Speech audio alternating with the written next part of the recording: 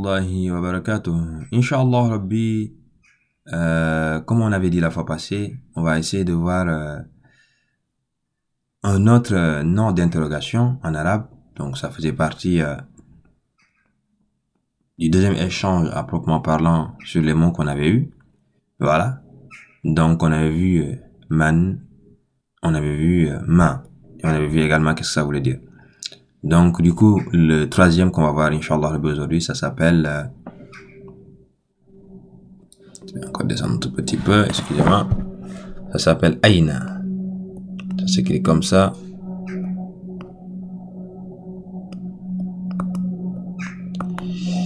Aïna, qu'est-ce que ça veut dire Aïna?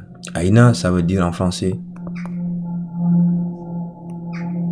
où est-ce? Quand vous demandez où est quelqu'un. Donc Aïna, on comprend que c'est l'interrogation qui renvoie au lieu. Si on vous demandait où est quelqu'un. Même plusieurs lieux, ça dépend. Donc Inch'Allah Rabbi, je pense qu'on peut pas dire grand chose à propos d'Aïna. En tout cas, moi je serais pas capable de le faire. Donc si j'ai oublié le point sur le nun. Mais on va s'arrêter là du coup pour ce qui est de la théorie. On va faire un peu de pratique. Donc, ici je vous ai préparé des exemples. Ici, qu'est-ce qu'on a? Aïna Muhammadun. Où est Muhammad? La réponse est ici à chaque fois. Donc, huwa fil ghurfa.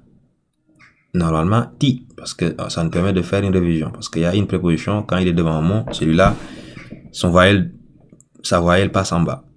Ici, c'était ghurfatu, al-ghurfatu, maintenant ça devient al-ghurfati. Donc, aïna Muhammadun, huwa fil ghurfati, il est dans la chambre. Wa aïna Yasirun, et où est Yasir? Sa réponse, il est là. Huwa fil hammami. Hammam, ça veut dire quoi d'ailleurs? Je pense que j'ai oublié. Voilà, mais est-ce que c'est pas toilette? Vous me direz, on verra par la suite, Inch'Allah Rabbi. Après, wa aïna Aminatu. Et où est Aminatu? Aminatu, qu'est-ce qu'on nous dit ici? En réponse, hiya fil matbakhi. Donc pour le reste, je vous laisse continuer, Inch'Allah Rabbi. Donc, hiya fil matbakhi. Matbakhi, ça veut dire cuisine, voilà. C'est pour cela que c'est ici. Donc, elle est dans la cuisine. Donc, il y a eu de nouveaux mots quand même. Huwa et hiya. Donc, pour le moment, sachez que huwa, ça veut dire il. Voilà. Troisième personne du singulier. Et hiya, c'est son équivalent féminin qui veut dire elle, tout simplement. Donc voilà, je pense que c'est tout ce qu'on a comme nouveau mot. Peut-être on y reviendra en détail, mais peut-être que vous le savez déjà. En tout cas, prenez bien soin de vous. N'hésitez pas à le continuer. Si vous avez des questions, des commentaires, des rectifications, n'hésitez pas encore une fois. Et prenez bien soin de vous. Et à très bientôt, Inch'Allah Rabbi.